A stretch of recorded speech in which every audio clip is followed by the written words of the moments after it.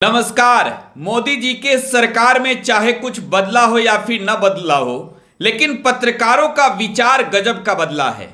और ऐसे में कुछ ऐसे पत्रकार हैं जिनकी गिनती गोदी मीडिया के लिस्ट में होती है, और उन्हीं में से एक नाम है अमीश देवगन का।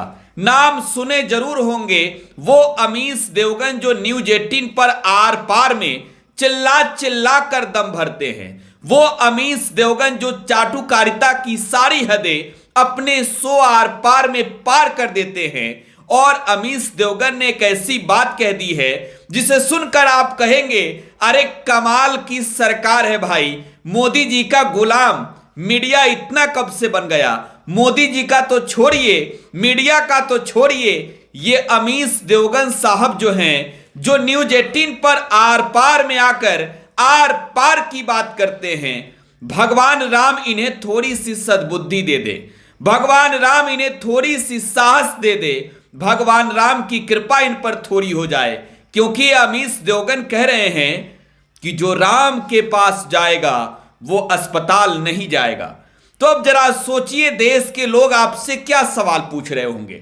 आपसे ये सवाल पूछ रहे होंगे अमीश देवगन साहब की अपने बच्चे की सौगंध खाकर कहिए कि राम के धाम पर जाकर आप पूरी जिंदगी किसी अस्पताल के दहलीज पर नहीं जाएंगे। और आज पूरे देश के लोग गोदी मीडिया के इस चाटुकार पत्रकार अमीश देवगन के बारे में बस यही कह रहे हैं कि अरे सौगंध राम का ही खा लीजिए कि जाएंगे राम के धाम पर, उसके बाद पूरी जिंदगी कभी अस्पताल नहीं जाएंगे। अब ये बात शुरू कहां से हुई, तो इसकी शुरुआत करते हैं बिहार से। उस बिहार से जहां बीजेपी के बगावत वाली नीतीश और तेजस्वी की सरकार है। और फिर बात करेंगे अवध से बेहतर कोई धाम नहीं, राम से बेहतर कोई नाम नहीं, और अमीश देवगन जैसे पत्रकारों का चाटुकारिता छोड़ कोई काम नहीं। खैर, बिहार के deputy chief minister Tejashwi Prasad Yadav 2 दिनों पहले झंझारपुर के दौरे पर थे। झंझारपुर में जाकर तेजस्वी यादव खुले मंच से नरेंद्र मोदी की सरकार पर प्रहार कर रहे थे। लेकिन अब बात हो रही है भाई देश में 22 जनवरी को राम मंदिर के उद्घाटन समारोह का। अब 22 जनवरी को रामलला विराजमान होंगे। इस बात की खुशी पूरे देश के लोगों को है। पूरे देश के लोग इस बात को लेकर बेहद ही उत्साहित हैं। लेकिन एक सच्चाई यह भी है कि इसके पीछे मोदी और भाजपा का कोई हाथ नहीं है। नरेंद्र मोदी की सरकार ने राम के लिए कुछ नहीं किया, सिर्फ राम के नाम का इस्तेमाल किया है। हकीकत यह है कि सुप्रीम कोर्ट के आदेश के बाद अयोध्या में राम मंदिर का निर्माण हुआ। अब वो सरकार चाहे कांग्रेस की हो या फिर सरकार चाहे बीजेपी की हो, सरकार है तो काम करेगी भाई। अब मोदी जी सहित बीजेपी के लोग एकदम सीना ठोक ठोक के कह रहा है कि राम लला को हम लाए हैं। अब तेजस्वी यादव ने मंच से कह दिया कि राम लला को जरूरत थोड़ी है मोदी जी की, कि मोदी जी यहां आएंगे तो राम लला को लाएंगे, मोदी जी चाहेंगे तबे राम जी का मंदिर बनेगा। वास्तव में यह सच्चाई है कि राम के नाम से तो दूसरे का बिगड़ा काम बनता है। अब भाई रामलला को अपना घर बनवाने के लिए मोदी जी के आगे थोड़ी झुकना होगा। रामलला सबके आदर्श हैं, मर्यादा पुरुषोत्तम श्री रामचंद्र हैं। लेकिन श्री रामचंद्र जो मर्यादा पुरुषोत्तम हैं, उनके नाम का इस्तेमाल बीजेपी ऐसे कर रही है जैसे एक बार तो वनवास काट के आए थे राम जी, और दूसरी बार बीजेपी के लोग जो है वो एकदम रस्सी बांध के खींच के लाके अयोध्या में बैठा रहे। अयोध्या रामलला की जन्मभूमि है। सुप्रीम कोर्ट के फैसले के बाद वहां मंदिर का निर्माण हो रहा है। रामलला को इंसाफ मिला सुप्रीम कोर्ट से, ना कि भाजपा की सरकार से। तो तेजस्वी यादव ने झंझारपुर में खुले मन से कह दिया कि बताओ कि पढ़ाई की जरूरत होगी तो मंदिर जाओगे या फिर विद्यालय। आपका जवाब यही होगा, पढ़ना होगा तो स्कूल जाएंगे, अस्पताल जाओगे बीमार होने पर कि मंदिर जाओगे। आपका जवाब यही होगा कि अस्पताल जाएंगे। मंदिर जाने से मन्नतें पूरी होती है, मंदिर जाने से बीमारी का इलाज नहीं होता है। शास्त्रों में कहा गया है, शास्त्रों में इस बात का जिक्र किया गया है कि जिस चीज की आवश्यकता जहां पूरी होगी उसे वहीं जाना चाहिए। और वास्तव में हकीकत भी यही है।